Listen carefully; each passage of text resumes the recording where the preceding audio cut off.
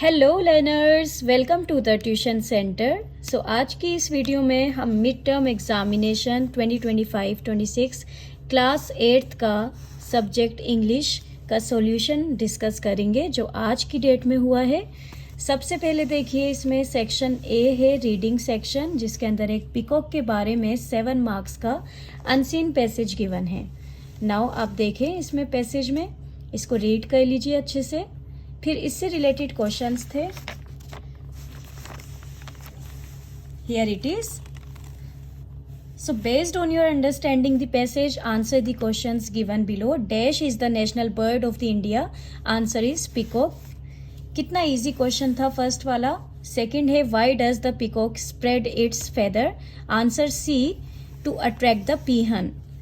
Then third है, what does the peacock mainly eat. So peacock eat grains, insects and snakes. These content are all in this passage. आप read करके easily mark कर सकते थे।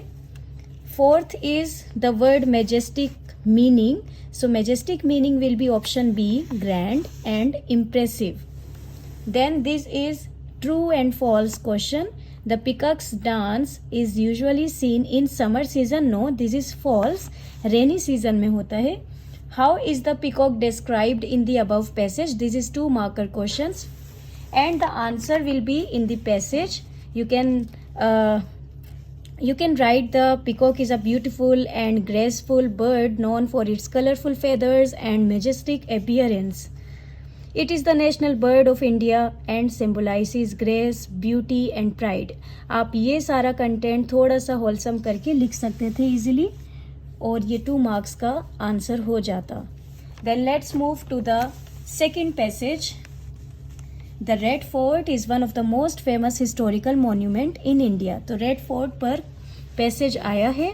इसमें देखिए, in which year was the Red Fort declared a UNESCO world heritage site. So answer is 2007 will be correct, option C. Which of the following is not found in side the Red Fort. यहाँ पर गलती हो सकती है बच्चों से, क्योंकि यहाँ नॉट पूछा है, बट दीवाने आम, रंग महल, दीवाने खास, ये सब रेड फोर्ट में है। And this is mentioned in the passage also, Diwane Aam, Diwane Khas and Rang Mahal. Which is not mention is the Taj Mahal. Taj Mahal Red Fort के अंदर नहीं है। Who build the Red Fort. Shahjahan build the Red Fort, ये यहाँ पर मेंशन है, देखिए। Let's move to the fourth question.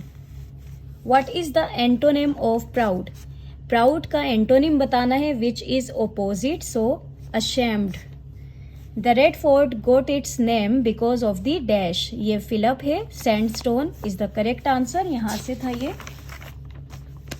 The fort gets its name from the red sandstone. Then last question इसका भी यही है। You need to describe the Red Fort in about 80 words as mentioned in the passage. तो ये बहुत easy कर दिया है इन्होंने। इसी में से आपको रेड फोर्ट को डिस्क्राइब करना था, मतलब ये these lines you have to add in your answer. Okay, इसी के साथ ये दोनों पैसेज सॉल्व होकर सेक्शन बी पर चलते हैं, writing section, which is 2 marker. Here hints are provided. Write a complete story in about 60 to 80 words.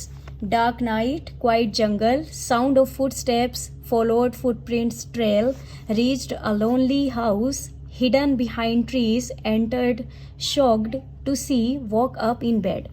तो यहाँ आपको स्टोरी खुद जनरेट करनी है। एंड इसी के और में क्वेश्चन आया है, you went on a trip to Jaipur with your school friends. You enjoyed a lot, visited many places as well.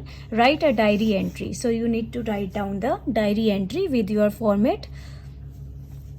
Question number 4 की बात कर लेते हैं। You are Sonia Mittal of Sarvodaya senior secondary school, Ramnagar, Jodhpur. यहाँ पर देखिए आपको गिवन है, the fans in your classroom have not been working for a long time and it has become difficult to sit for long hours.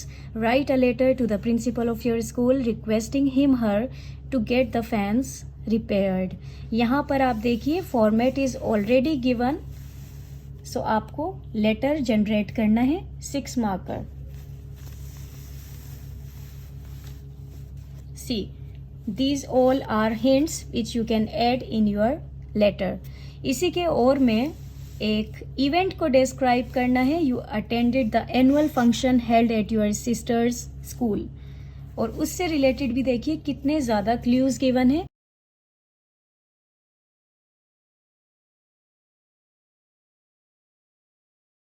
Section C की बात कर लेते हैं. Grammar section 14 marks. यहाँ पर स्टार्ट करते हैं.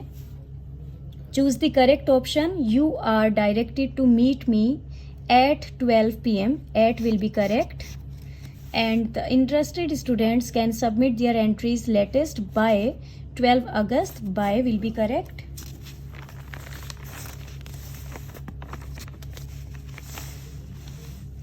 I like tea, coffee, but not fruit juice.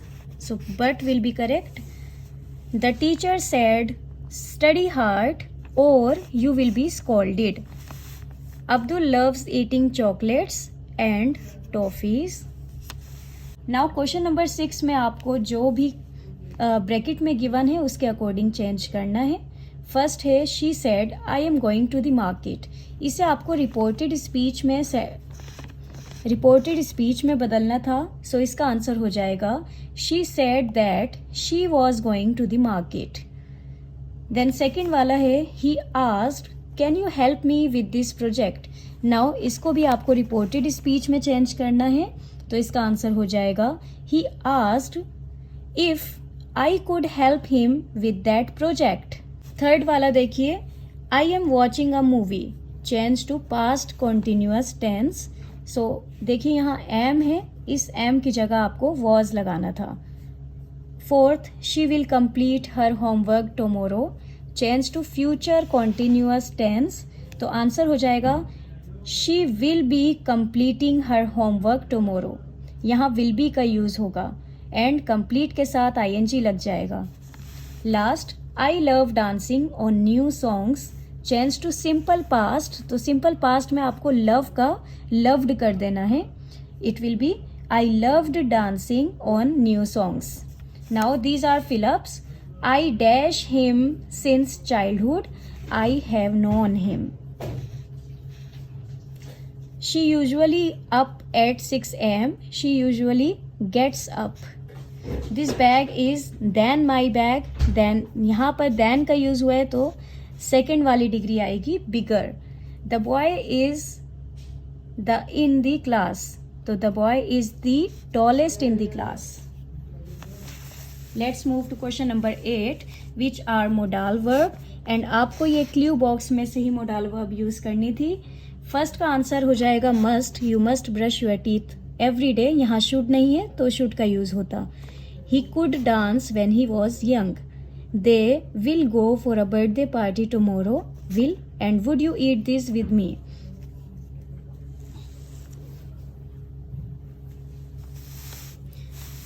You can see the rest of the paper here. This is section D.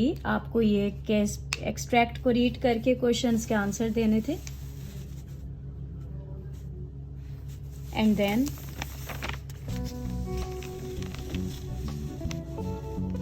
this is poem based extract.